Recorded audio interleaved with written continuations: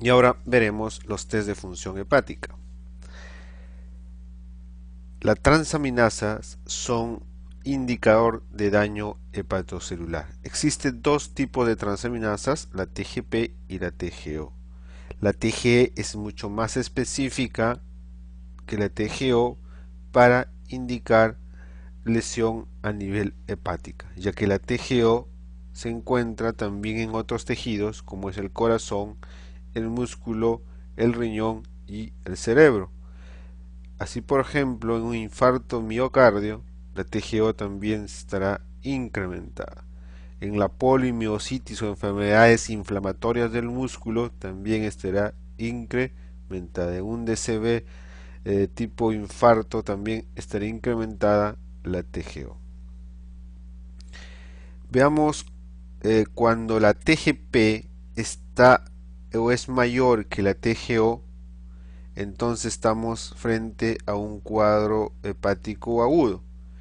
Y cuando la TGO predomina sobre la TGP, se trata de un cuadro hepático crónico. ¿En qué casos tenemos predominancia de la TGP sobre la TGO? En caso de la hepatitis viral, la esteatohepatitis no alcohólica. Y una predominancia de la TGO sobre TGE, aparte que me indique un daño hepático crónico, también encontraré en aquellos pacientes con hepatopatía alcohólica. Entonces, no olvidar que las transaminasas son un indicador de daño hepatocelular.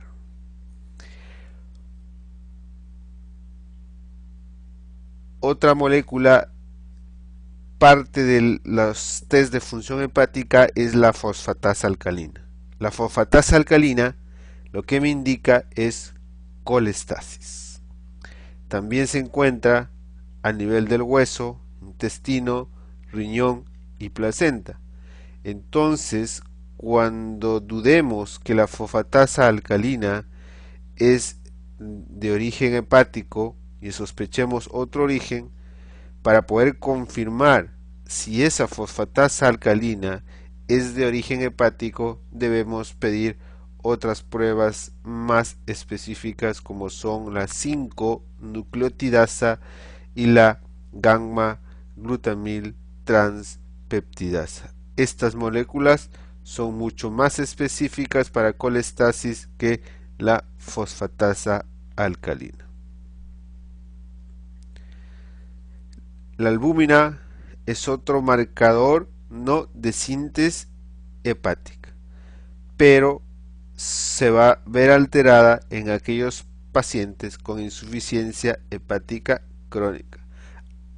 Y en cambio, en una insuficiencia hepática aguda, la albúmina estará normal, ya que el tiempo de vida de la albúmina promedio es 21 días. Entonces, para que haya hipoalbuminemia, se necesita aproximadamente mayor a un mes. Entonces, encontraremos albúmina baja en aquellos pacientes con insuficiencia hepática crónica.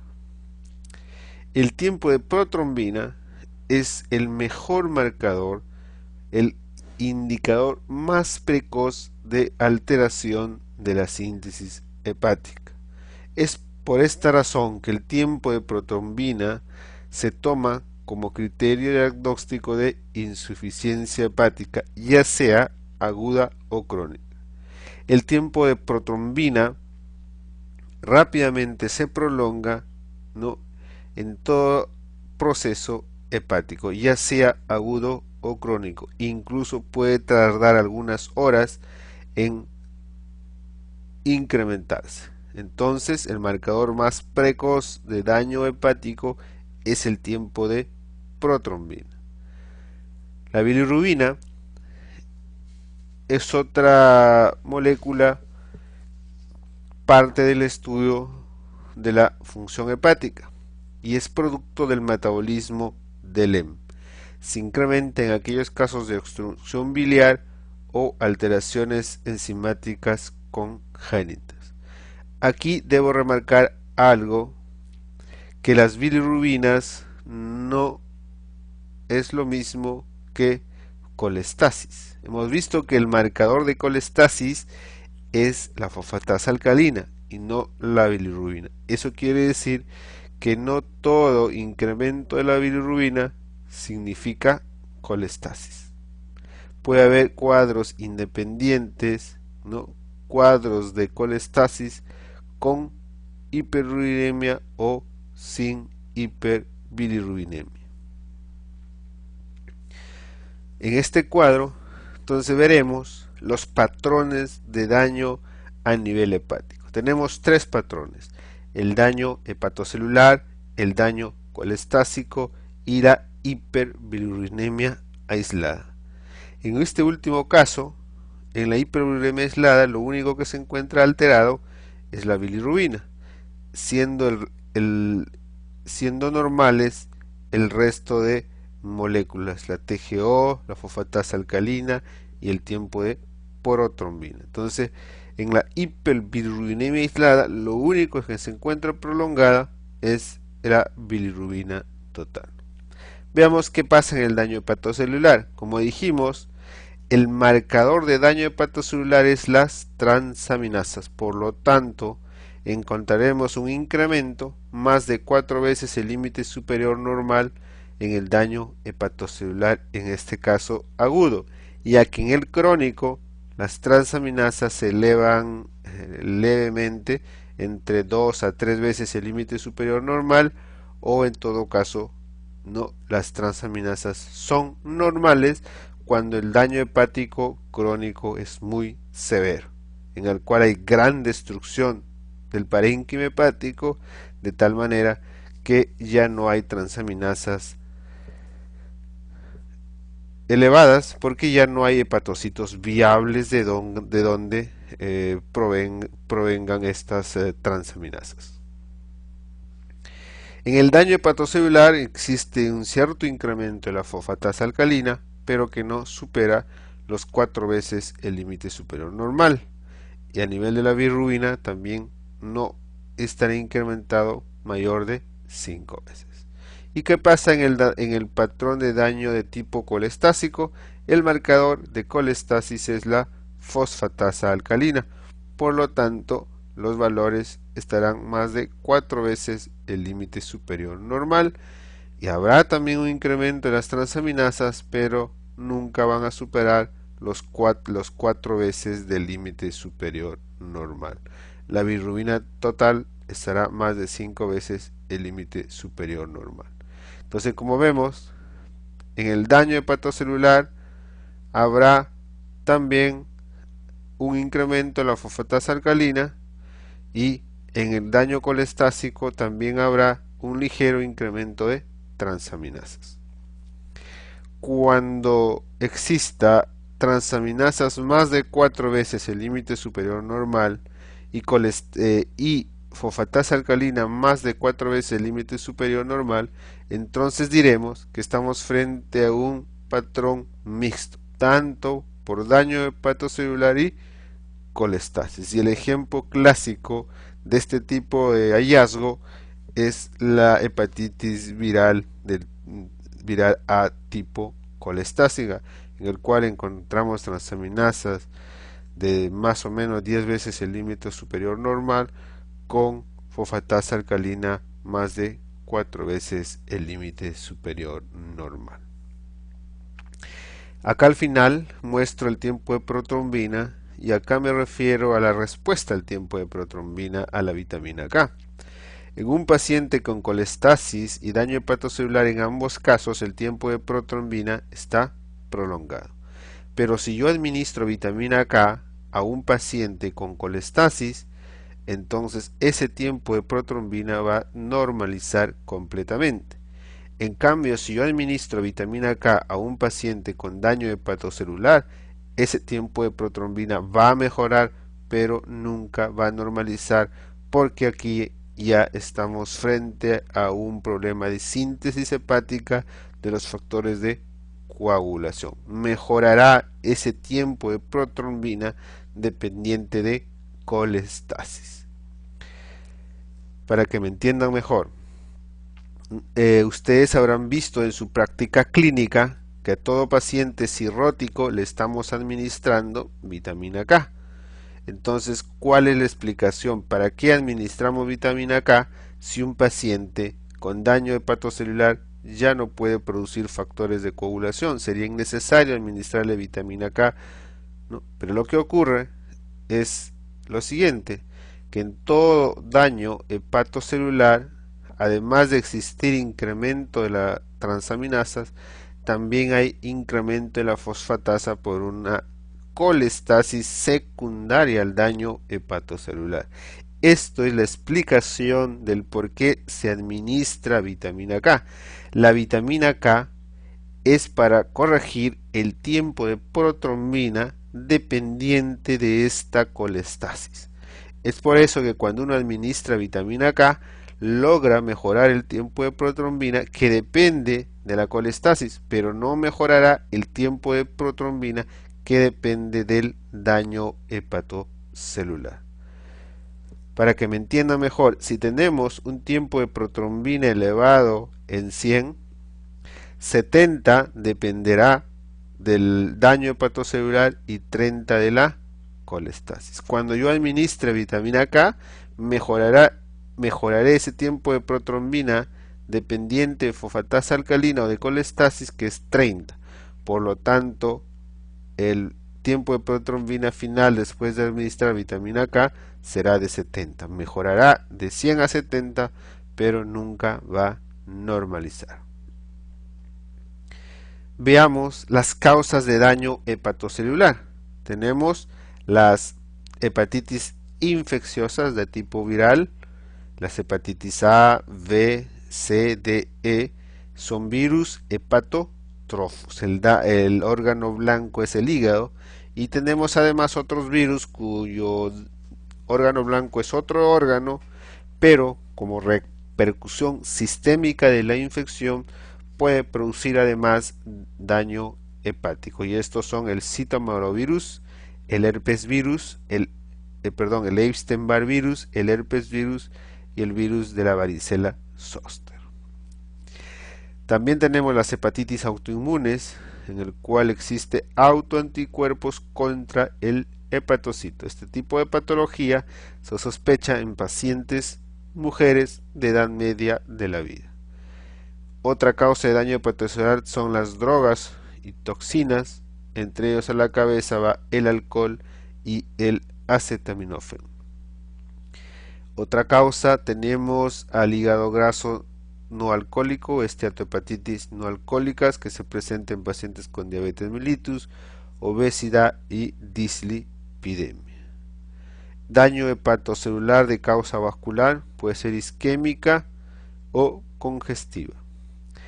Y por enfermedades sistémicas infiltrativas del hígado, como son la hemocromatosis por depósito de hierro, la deficiencia de alfa-1 antitripsina y la enfermedad de Wilson por depósito de cobre. Veamos ahora las enfermedades que nos dan colestasis. Para eso es importante ver si existe o no dilatación de la vía biliar extrahepática, es decir, a nivel del colédoco. Entonces, si existe dilatación a nivel del colédoco, entonces estaremos frente a una obstrucción de la vía biliar extrahepática o colestasis extrahepática. La causa más frecuente o más común es la coledocolitiasis. Luego le sigue el colangiocarcinoma, cáncer de cabeza de páncreas y esta enfermedad autoinmune denominada colangitis esclerosante, que es una enfermedad autoinmune de las vías biliares intra y extrahepáticas que se presenta generalmente en varones de edad media. Si no existe dilatación de vías biliares, si el colédoco está normal, entonces estaremos frente a una colestasis intrahepática. Esta colestasis intrahepática puede ser una colestasis pura sin disfunción hepatocelular, y en ese caso tenemos la causa más frecuente, los medicamentos. La mayoría de medicamentos pueden producirnos colestasis extrahepática. Los más comunes son los anticonceptivos orales. otras patologías como la sepsis, los posoperados y esta patología autoinmune de la vía biliar, la cirrosis biliar primaria, que es una enfermedad autoinmune de la vía biliar intrahepática. Eso es lo que diferencia de la colangitis esclerosante primaria, este es a ambos niveles, tanto extrahepático como intrahepático. Y la otra diferencia es que la cirrosis biliar primaria se presenta generalmente en mujeres de edad media de la vida. Cuando la colestasis es intrahepática asociado a un daño hepatocelular, entonces tendremos la causa más frecuente, la hepatitis viral A en su forma infrecuente, la forma colestásica. Y otro ejemplo de patrón mixto de colestasis con daño hepatocelular tenemos a la cirrosis. Y acá les muestro, ¿no?, otra forma, otro patrón colestásico en el cual tenemos básicamente incremento de la fosfatasa alcalina y el resto de las pruebas hepáticas son normales, bilirrubinas y transaminasas normales. ¿En qué casos vamos a ver este tipo de patrón colestásico?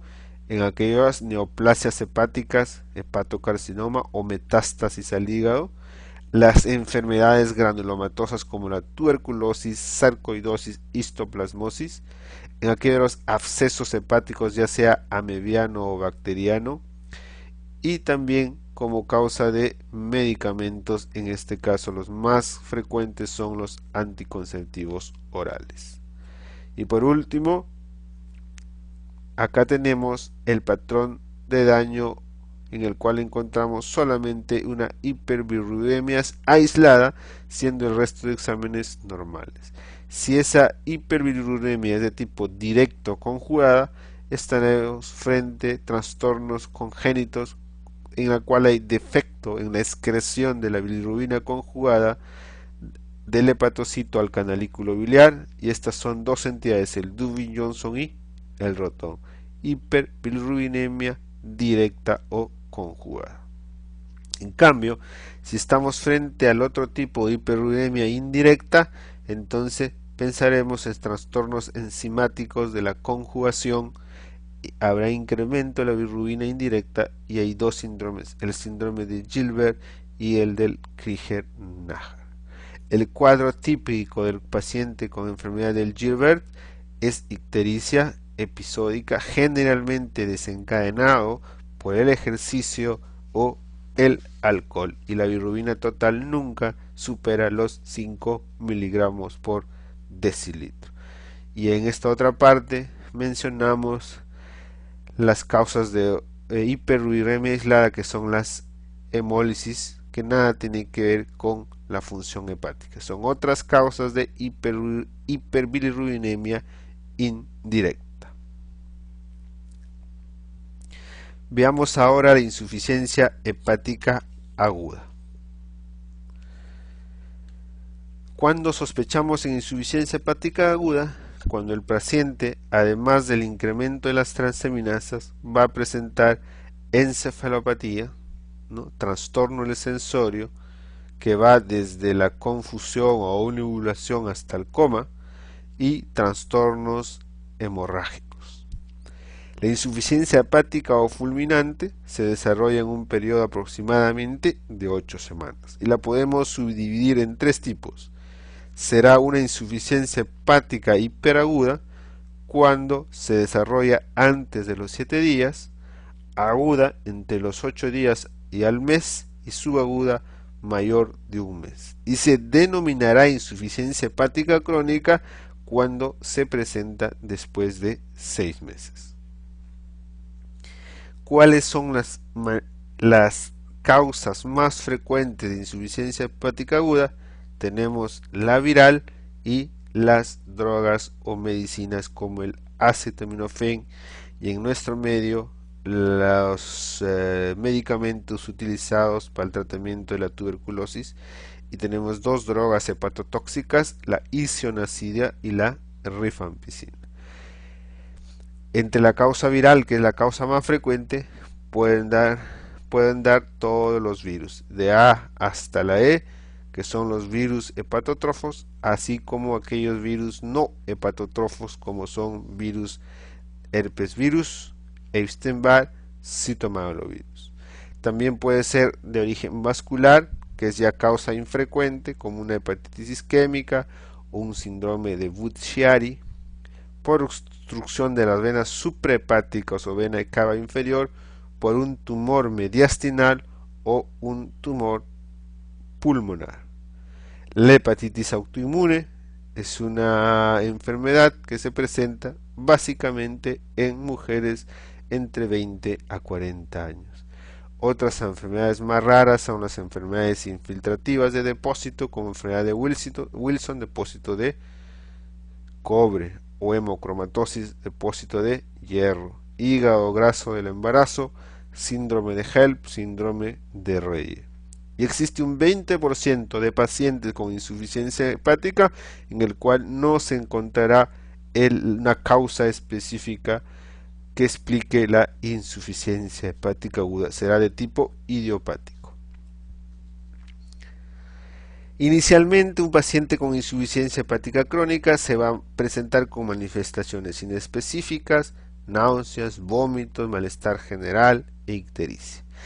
Posteriormente presentará signos ya más específicos, signos neurológicos como son encefalopatía, edema cerebral, cardiovascular, hipotensión con baja respuesta ventricular.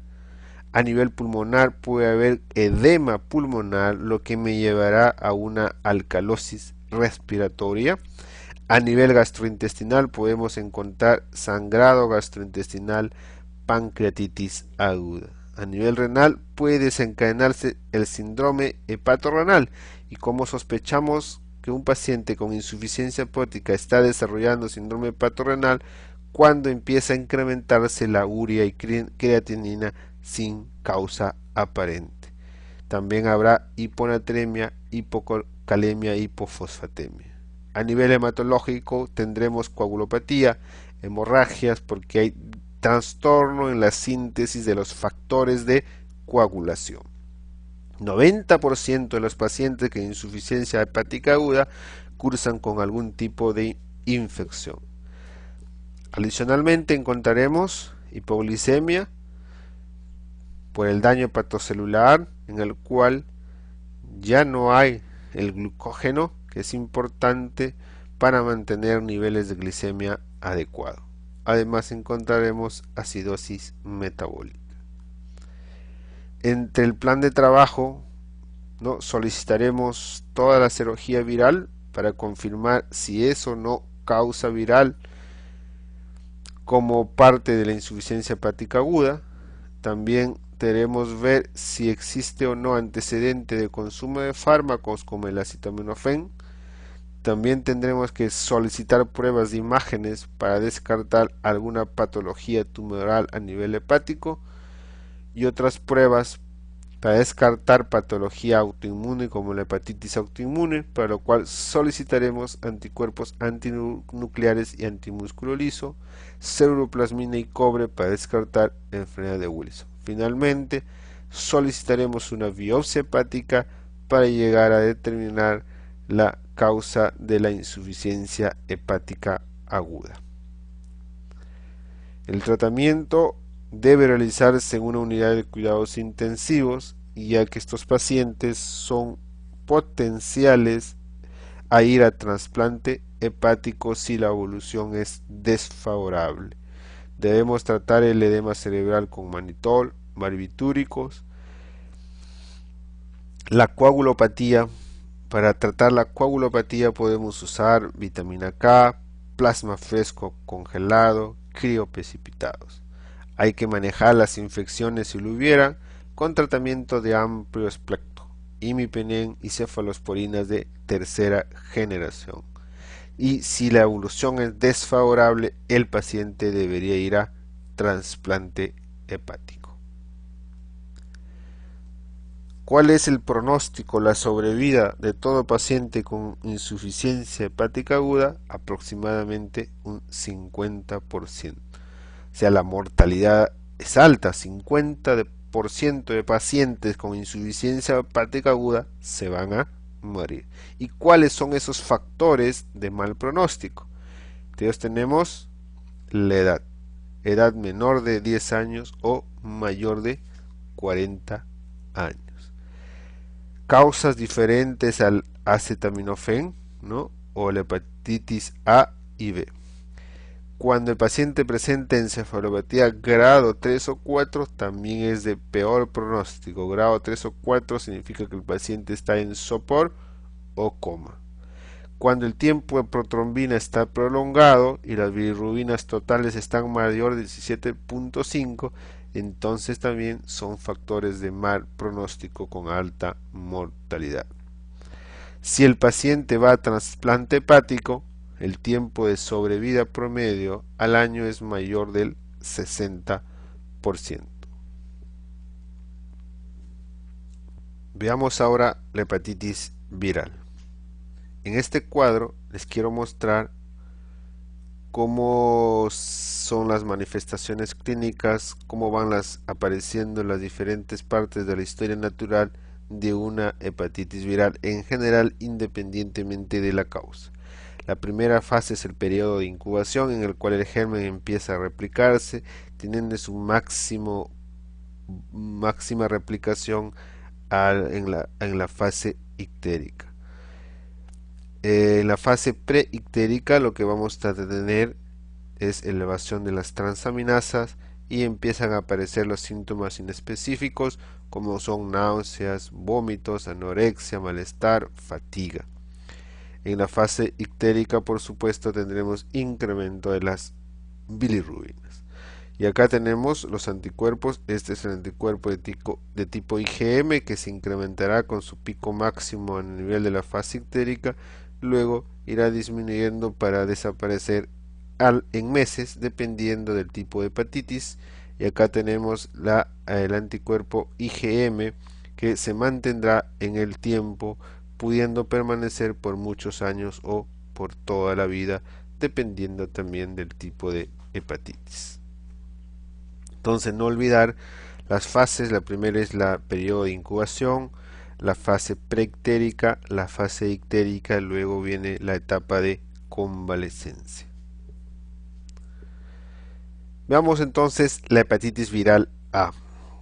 Es un virus de tipo ARN. La transmisión es fecal-oral a través de alimentos contaminados. El tiempo de incubación 2 a 6 semanas. Miren, el 70% cursan con ictericia.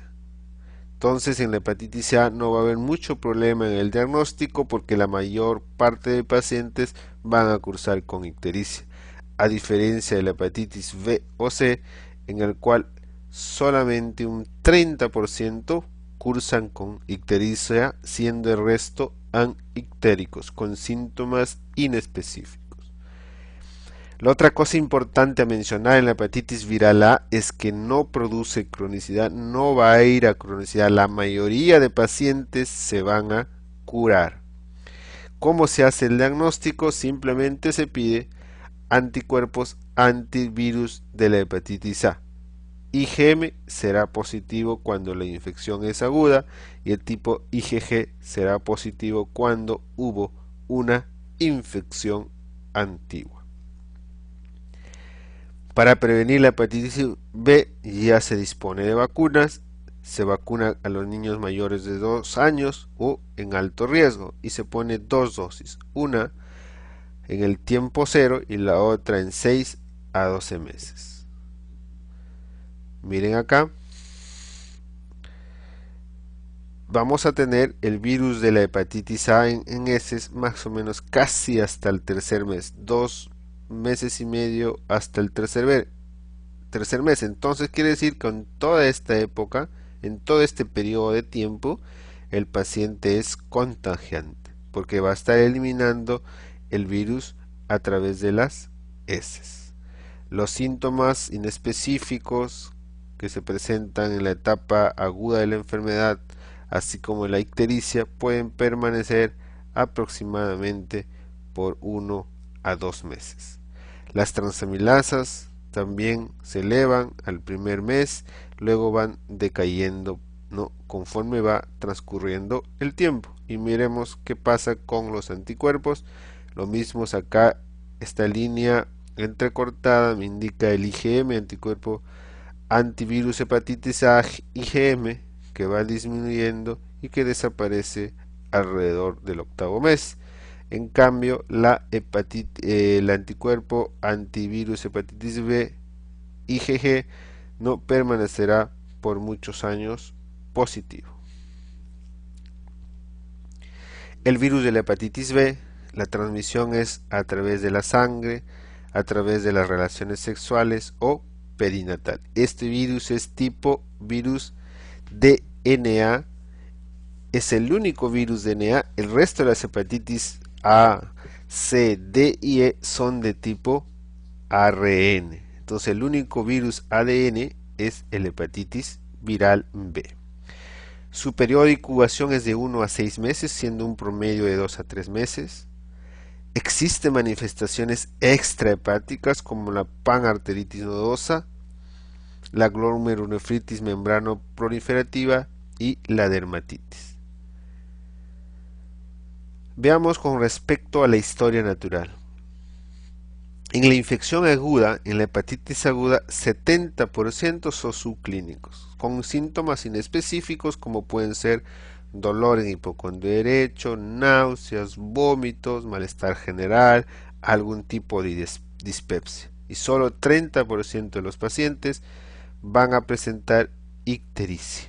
Entonces, en el caso de la hepatitis B, el diagnóstico va a ser difícil si uno no tiene en cuenta estos síntomas inespecíficos. En todo paciente que venga con síntomas inespecíficos de tipo gastrointestinal, dispepsia, náuseas, dolor en hipocondrio derecho, uno debe sospechar en una hepatitis aguda y debe pedirle como screening, como mínimo, las transaminasas, porque toda hepatitis aguda va a cursar con transaminasas elevadas. Si las transaminasas son normales, entonces se descarta que esto sea una hepatitis aguda.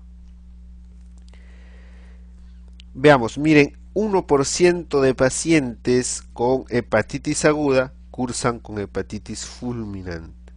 Y de estos el 50% van a fallecer por una hepatitis o una falla hepática fulminante. Felizmente son un pequeño porcentaje de pacientes que van a cursar con esta complicación. Y veamos cuántos van a la cronicidad. Habíamos visto que la hepatitis viral A, la mayoría se curan, casi nadie va a cronicidad. En cambio, en la hepatitis viral, no, sí va a cronicidad, produce hepatitis crónica. ¿Qué porcentaje? Eso va a depender de la vía de transmisión. Si la transmisión es en el adulto, ya sea por vía sexual o a través de la sangre, 5 a 10% de pacientes con hepatitis aguda van a ir a cronicidad. Y miren la diferencia tan grande cuando la hepatitis es adquirida a nivel perinatal, es decir, cuando la transmisión se realiza de la madre al feto.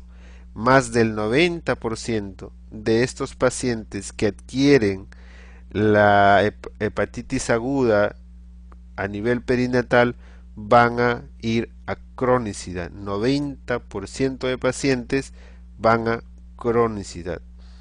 Esto se ve en aquellas zonas endémicas.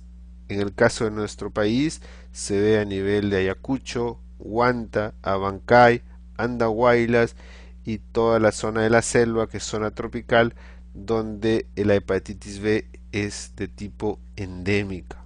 En este tipo de zonas vamos a encontrar este tipo de transmisión vertical de la madre al hijo.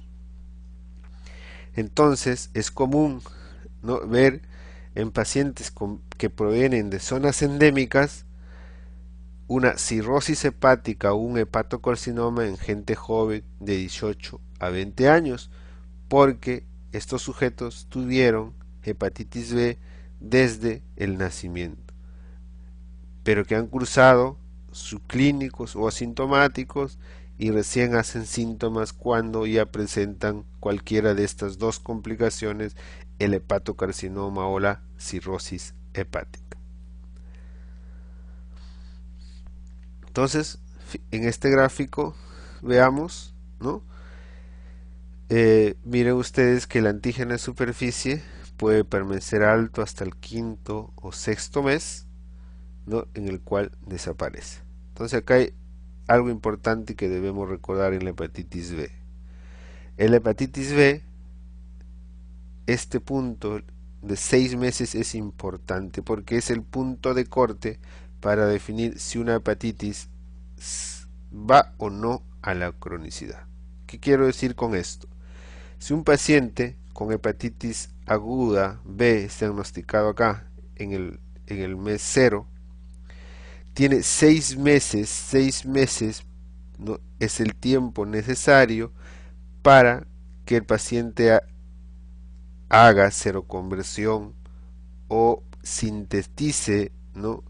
o su sistema inmune empiece a sintetizar el anticuerpo anti-S, de tal manera que genera respuesta inmunitaria.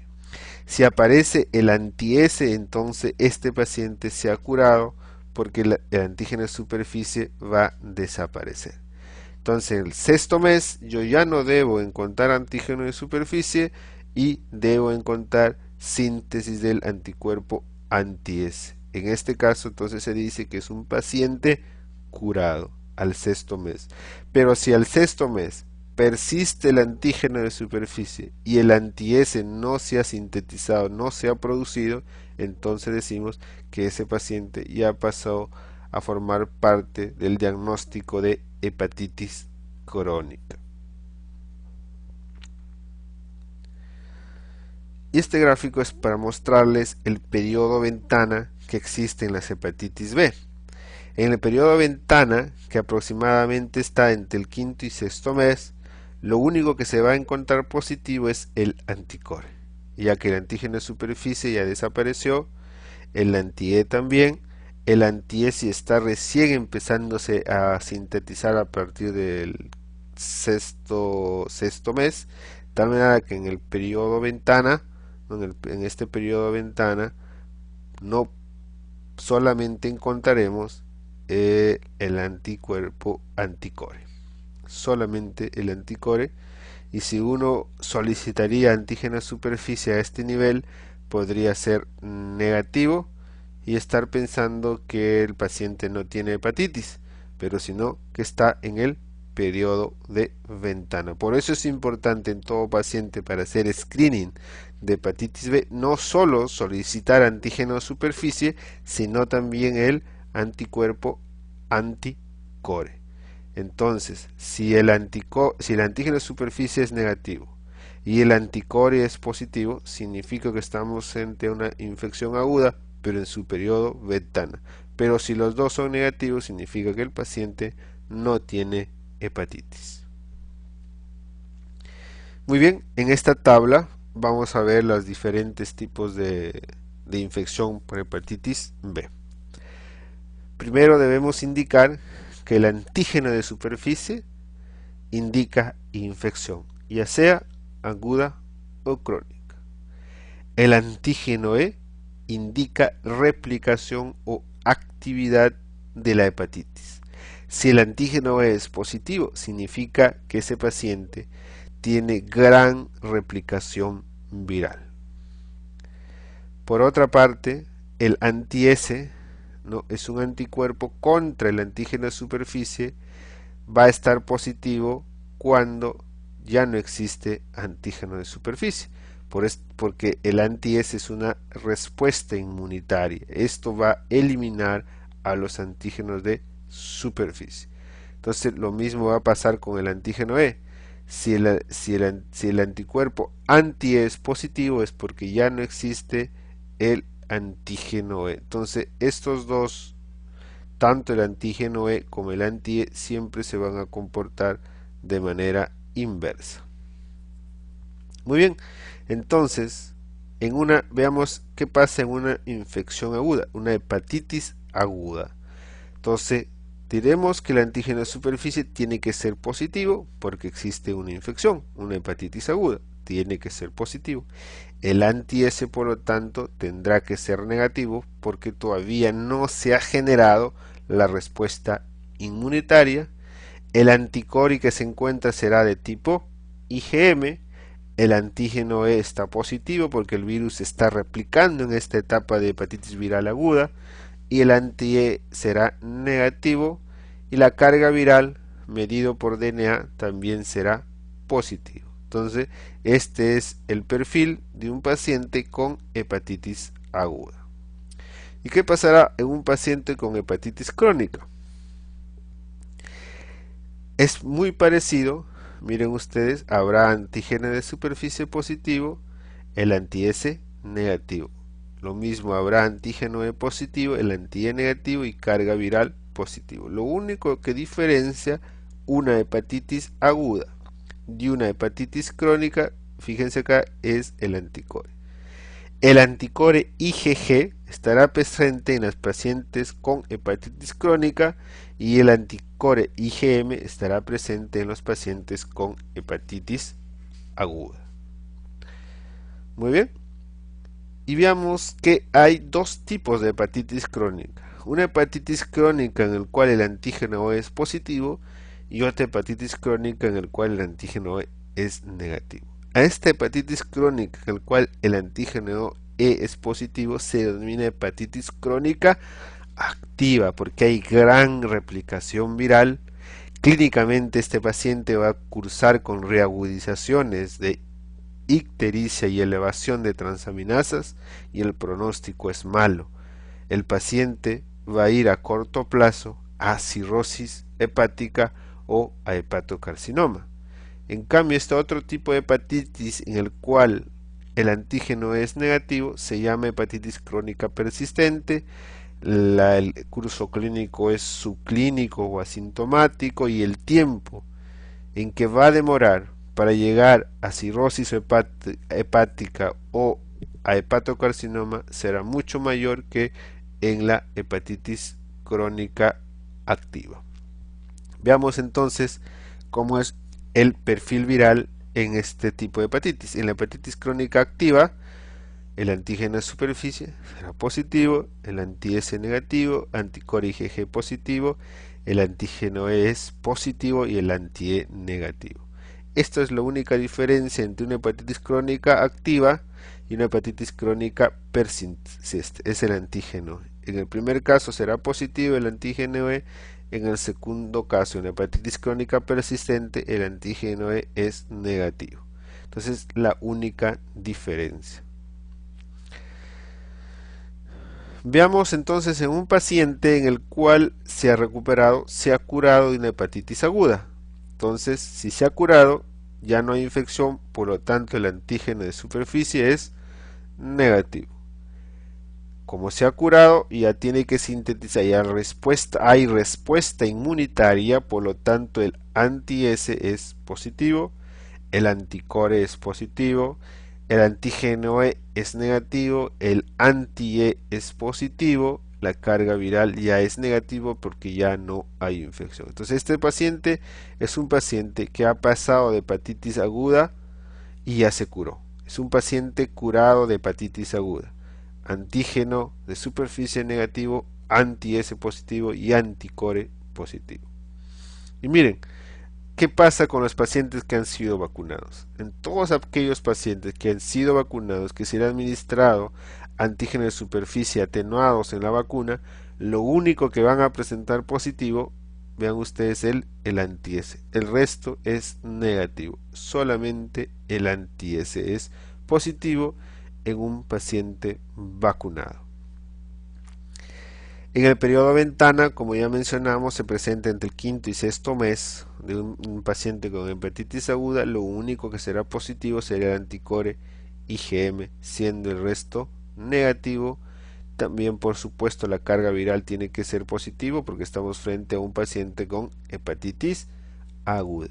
Entonces acá debemos tener cuidado porque acá se nos puede pasar este tipo de pacientes con hepatitis viral aguda en el periodo de ventana y ser causa de los contagios.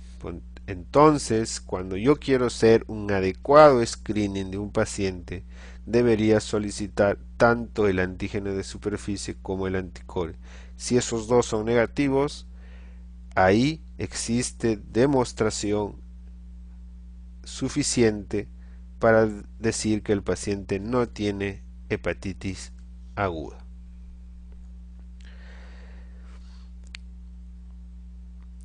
Acá debo recordarles algo. En un paciente que ya ha tenido hepatitis aguda y se ha curado recientemente, es este el perfil que vamos a encontrar, ¿no? Dijimos antígeno de superficie negativo, porque ya se curó, anti-S positivo y anticore positivo. Pero este paciente es un paciente que se ha curado recientemente, puede ser paciente que tuvo hepatitis hace 1 año, 2 años, 3 años, 4, 5, 10 años. Pero aquellos pacientes que tuvieron hepatitis hace 20 o 30 años, ¿no? Ya podemos encontrar que el IgG anticore ha desaparecido. Por lo tanto, lo único que tendríamos sería el anti-S, siendo el resto de marcadores negativos. En este caso habría que hacer diagnóstico diferencial con un paciente vacunado o inmunizado. Entonces, un paciente con infección muy lejana o muy tardía, después de 30 años, existe la posibilidad que el anticuerpo anticore IgM se negativice. Lo más frecuente es que sea positivo, porque este anticore IgG puede permanecer por años o por toda la vida. Entonces, lo más frecuente encontrar en un paciente, ya sea con infección, con una infección reciente o una infección muy lejana, es que esté presente el anticore, y ese es el patrón general. Pero puede haber algunas excepciones en el cual un paciente que tuvo infección aguda hace muchos años, más de 20 o 30 años, el anticore IgG podría desaparecer y solo tener el anti-S.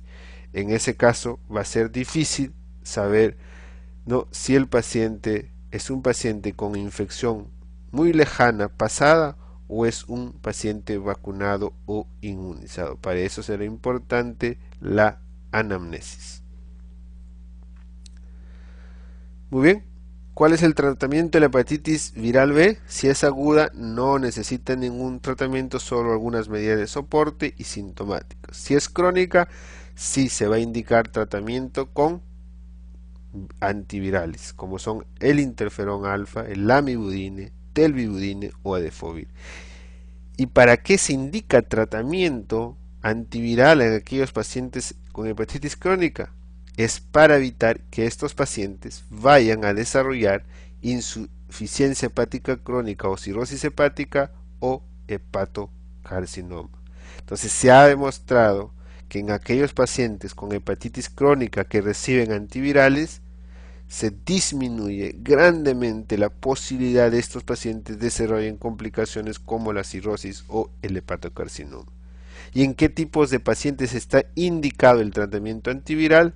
En estas dos condiciones: aquellos pacientes que presenten una hepatitis crónica activa, o sea, antígeno E positivo y una carga viral mayor de 1.000.000 de copias.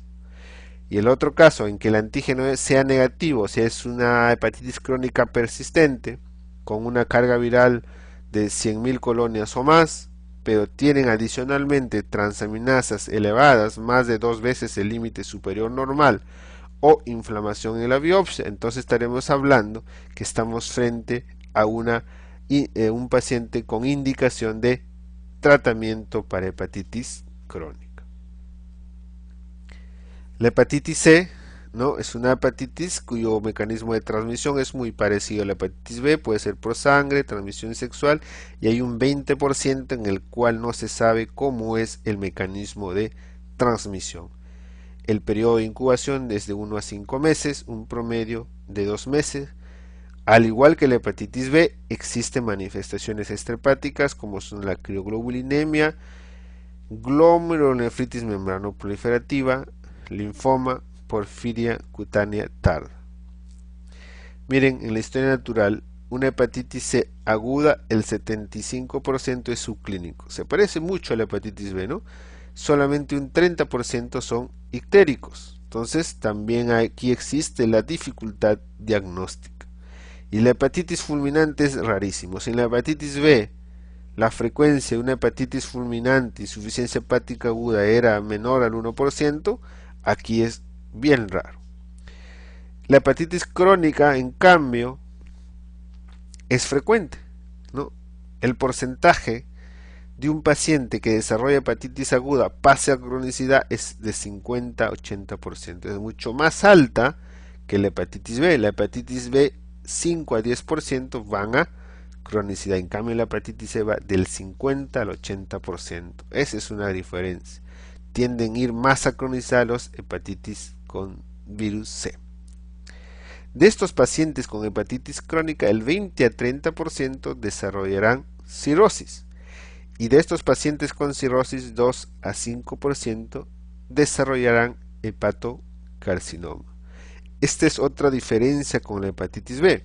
Mientras las hepatitis B pueden desarrollar independientemente hepatocarcinoma o cirrosis hepática, en cambio la hepatitis C sigue un orden.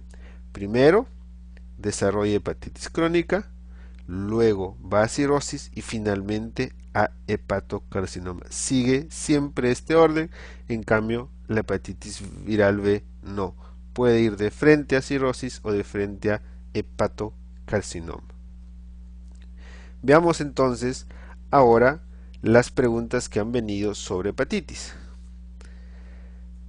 Tenemos la hepatitis, dice ENAM 2006. Es inusual que cause hepatitis crónica.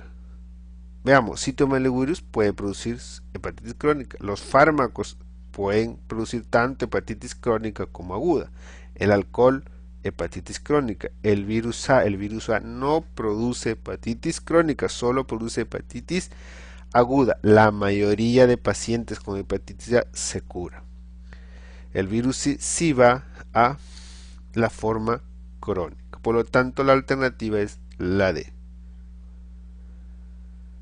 En relación con la infección por virus de hepatitis B, anti-S positivo, anticore negativo y sin otro marcador serológico de infección por virus hepatitis B. Se encuentra o se presenta en. Entonces nos están preguntando, es una pregunta del ENAM 2006, nos preguntan en qué tipo de infección o en qué tipo de paciente podemos encontrar un anti-S positivo, siendo el resto negativo, solo anti-S positivo.